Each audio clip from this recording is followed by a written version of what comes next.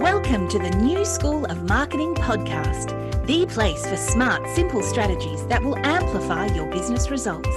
Sharing practical tips, insider knowledge, and actionable advice because marketing is something that every business owner can do. Now, let's get started. Introducing your host, Bianca McKenzie, mum, lover of snow sports, camping, horse riding, and in-demand launch strategist and Facebook advertising knowledge bank.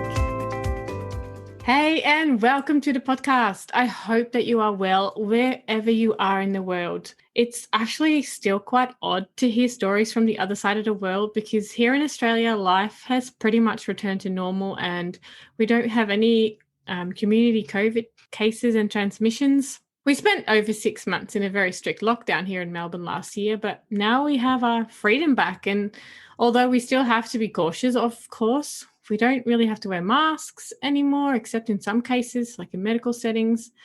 And when I spoke to Mum recently, she mentioned that in the Netherlands, where I'm from originally and where my entire family still lives, they still have a high number of cases, and a number of my family members actually have COVID or had COVID.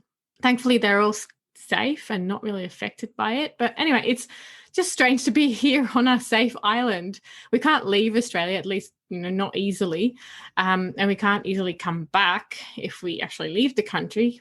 And anyone who does is put into 14-day mandatory hotel quarantine. But yeah, it makes me so super grateful for all the hard work that we did last year to now be able to enjoy such freedom. Anyway, let's get into today's episode because this is a marketing podcast and not a COVID one. So today I want to talk about analyzing your Facebook ads results, what to look at and what it means. So Facebook Ads Manager dashboard gives you a lot of information and it can be quite overwhelming if you're not familiar with it or you don't really know what you're looking for. When you open up the dashboard, you'll be presented with the default columns that focus on performance.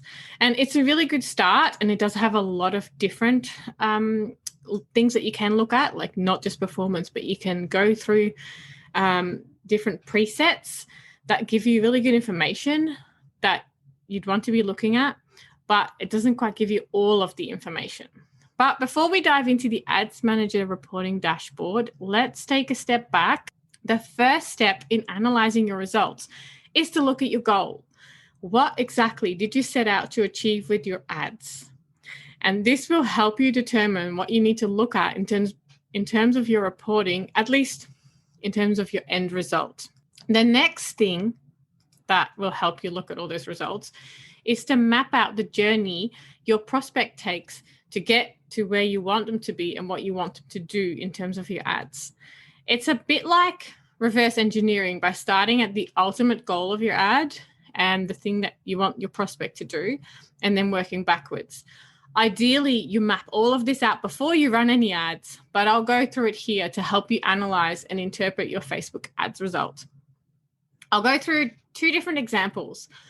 The first one is a conversion ad for e-commerce. So the end goal is to encourage people to purchase your product. And there's a number of statistics that you want to look at. And when I'm talking about e-commerce, I am talking about products that are not incredibly high price. So, up to a couple $100.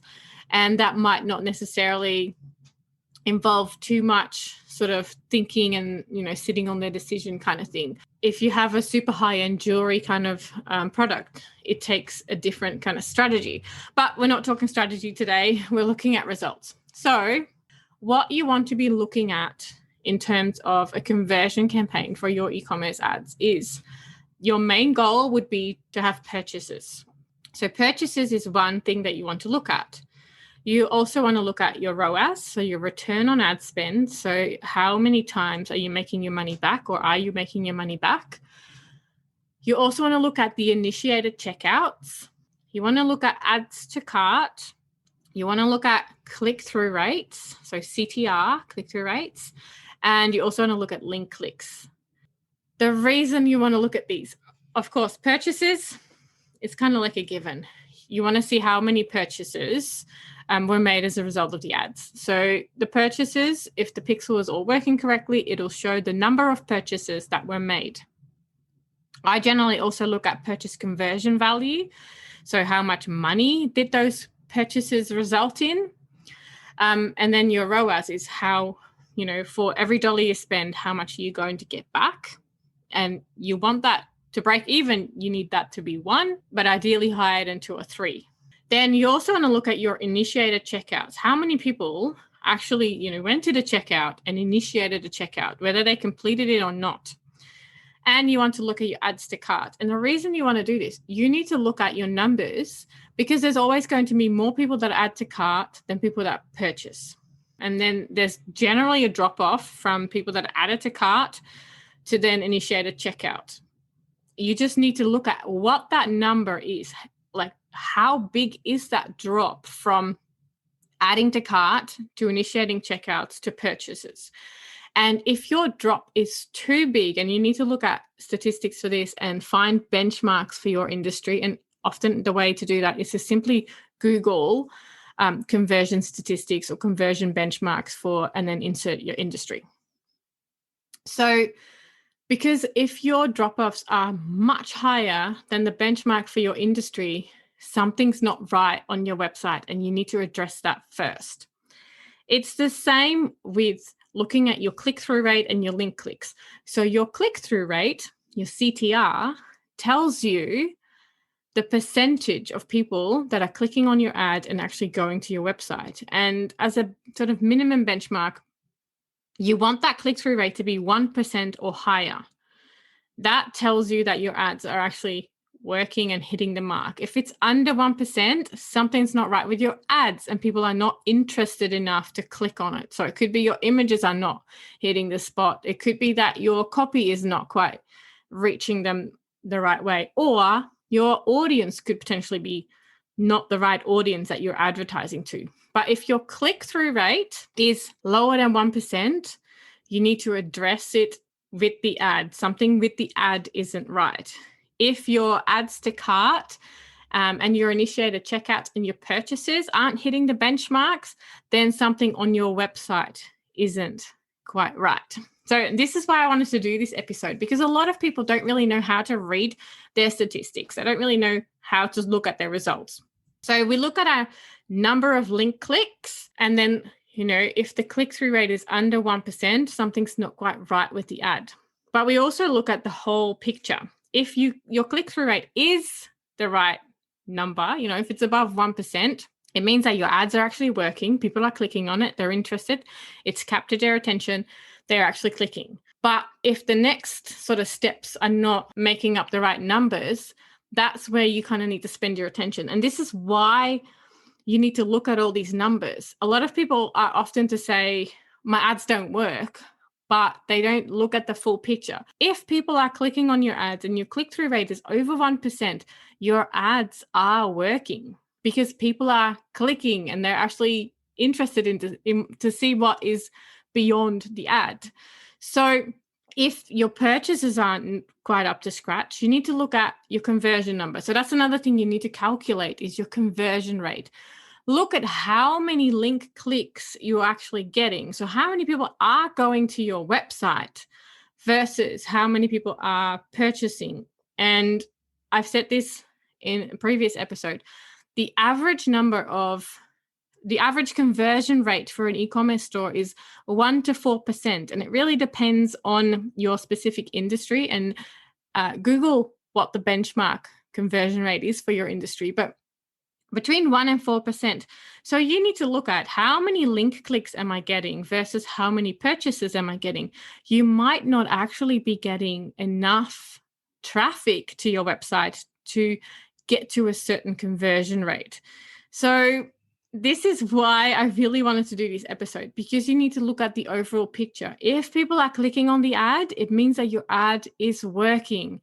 If people are not taking the next steps, i.e. initiating checkout, adding to cart, and buying, it could be that there's something not right on your website.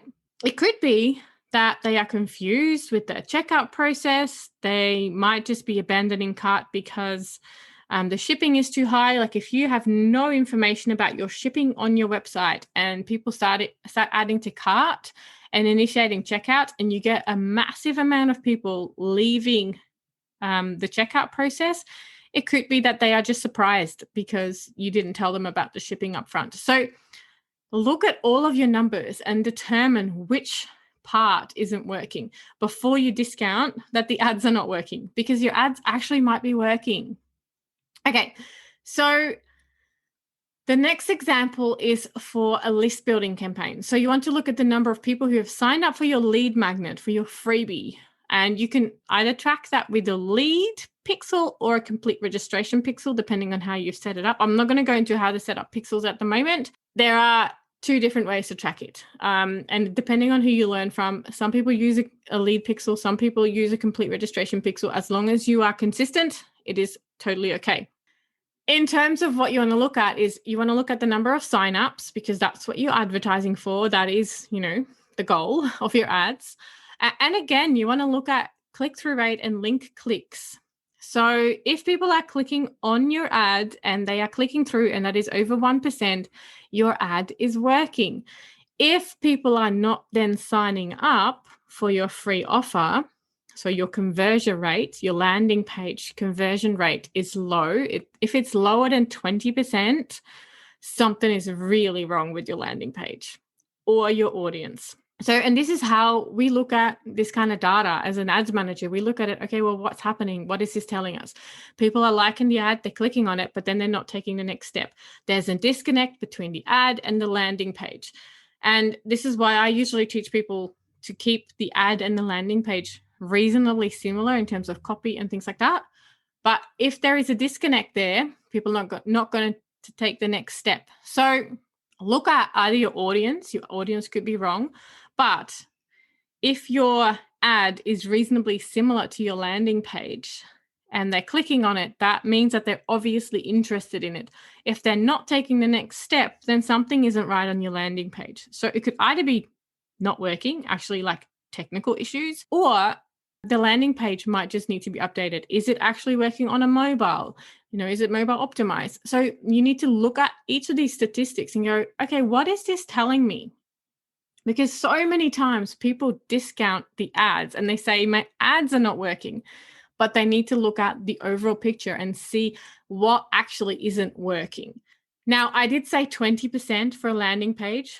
I'm a little bit of a high achiever and I have quite high achieving clients too. So we usually go for a minimum of 50% conversion rate on a landing page and ideally higher. But for some industries, that is just really, really challenging. So determine what is a good benchmark for you. Most people say 20%. Yeah, I like to sort of go for a higher number. So you need to also then keep an eye on the conversion rates. So both for an e-commerce store in terms of purchases and for advertising a lead magnet, so list building, you need to look at your landing page conversion. And this is not a number that Facebook automatically calculates. It's not something that comes up in any of the reporting or columns. So you need to either create a custom metric inside of your report, or you need to just manually calculate it. Look at the number of link clicks, look at the number of purchases, and calculate your purchase conversion rate. If it's for a lead magnet, look at the number of link clicks and look at the number of people who actually signed up and registered for your free thing and calculate the conversion rate. So this is why I wanted to go through this. I am so passionate about ads telling you a story.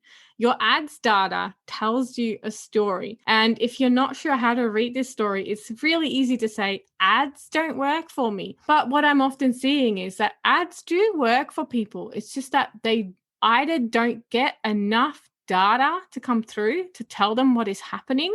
And people kind of are worried about wasting their money. So they switch off ads and they say, ads don't work for me. Or they don't actually use the data to then improve things and they just discount it. So I'm so passionate about this. So look at your data, read the numbers. What is it telling you? Your ads might actually be working, but it might be telling you that you need to change something on your website or on your landing page because those parts are not working. All right, go through all of your ads statistics, have a look at each of these numbers. And another thing, you need to have enough traffic to go through it. So if you're running ads at, $5 to $10 a day, and you switch it off after 2 days, you're not going to have enough data. I would say leave it running for at least a week to 10 days before you're getting some data that actually is going to help you. If you want to do it faster, put a higher budget behind it, but you really need to let it run for a while to be able to actually get some solid data to tell you what is happening. Because you might just be, another click away from a sale. And this is why I am, so excited about this kind of work, because it's all in formulas. It all comes back to the numbers. So if your website converts at 2%, you actually can calculate how much traffic you need to be able to make sales all the time. And whether or not those sales are profitable, that's a whole different sort of calculation. But it is all a numbers game. And the majority of websites perform according to benchmarks. So like I said, Google conversion benchmarks for, and then insert your industry, because that will help you a lot with all of the work that you're doing. All right, that's it for this week. I really hope that this was helpful, and I can't wait to teach you more next time. Thank you so much for joining me on this episode of the New School of Marketing podcast. If you are ready to take your business to the next level with Facebook and Instagram advertising, make sure you visit newschoolofmarketing.com to download free resources, plus subscribe to the podcast and never miss an episode. I can't wait to go on this journey with you. Until next time, take care and market your business every day.